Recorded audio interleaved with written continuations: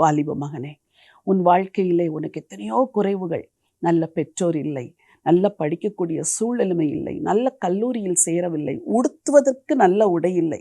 இது கூட உன்னுடைய ஒரு குறைவாக இருக்கலாம். இன்றைக்கு சொல்லுகிறேன், இந்த ஆண்டவரை உறுதியாய் பற்றிக்கொள். உனக்கு ஒரு நன்மையும் குறைவுபடாது.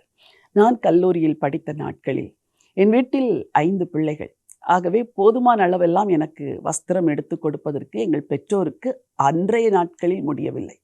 நான் காலேஜுக்கு போகும் பொழுது 7 உடைகள் மாத்திரமே எனக்கு எடுத்து கொடுத்திருந்தார்கள். ஒவ்வொரு நாளும் சரியாய் கணக்கு வைத்து ஒரு ட்ரெஸ்ஸை போடுவேன்.